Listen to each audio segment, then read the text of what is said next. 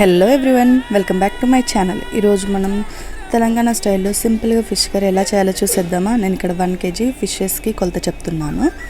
ముందుగా 1.5 tea spoon జీలకర్ర వేసి దాన్ని వేయించి పక్కన పెట్టుకోండి.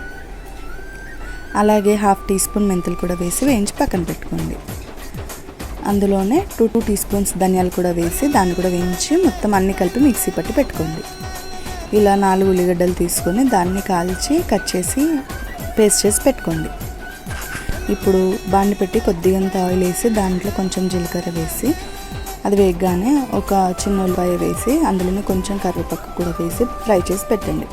ఇప్పుడు కొద్దిగా పుదీనా యాడ్ చేయండి. పుదీనా కూడా కొద్దిగా ఫ్రై అయిన తర్వాత కొంచెం అల్లం వెల్లుల్లి పేస్ట్ వేసేయండి. ఇప్పుడు కొద్దిగా పసుపు కూడా యాడ్ చేయండి.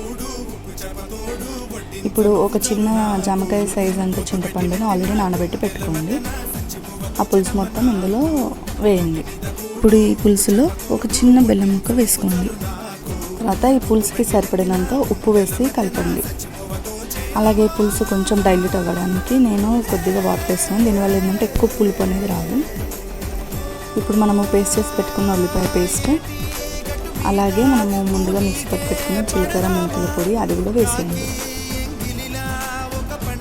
ఇప్పుడు మనకి టేస్ట్కి సరిపడినంత కారం వేసుకుని నేను ఇక్కడ 3 టేబుల్ స్పూన్స్ వేస్తున్నాను. ఇది ఉప్పు కలిపిన కారం పొడి వేస్తున్నాను. ఇదంతా నేను 1 kg చేపలకు కొలత చెప్తున్నాను. అలాగే మనం ఇంట్లో లవంగాలతో చేసుకొని పెట్టుకుంటాం కదా గరం మసాలా, అది కూడా కొద్దిగా యాడ్ చేయండి. అంతా యాడ్ చేసిన తర్వాత మూత పెట్టి ఒక 10 minutes పులుసుని మరగనివ్వండి. నేను ఆల్రెడీ ఫిషెస్ని తీసి క్లీన్ చేసి పెట్టుకున్నాను. చూస్తారు కదా, ఈ కన్సిస్టెన్సీకి రావాలి పులుసు అనేది. మనము ఫిషెస్ యాడ్ చేసిన తర్వాత పులుసు అనేది మళ్ళీ లూజ్ అయిపోతుంది. ఫిషెస్ నుండి వాటర్ బయటకు వచ్చేస్తాయి అన్నమాట. సో ఇట్లా చిక్కగా అయిన తర్వాత చేస్తేనే మనకి పులుసు అనేది పర్ఫెక్ట్ కన్సిస్టెన్సీకి వస్తుంది. ఇలా మనం తెలుసుకున్న చేపలన్నిటిని ఒక్కొక్కటిగా పేర్చుకోవాలి.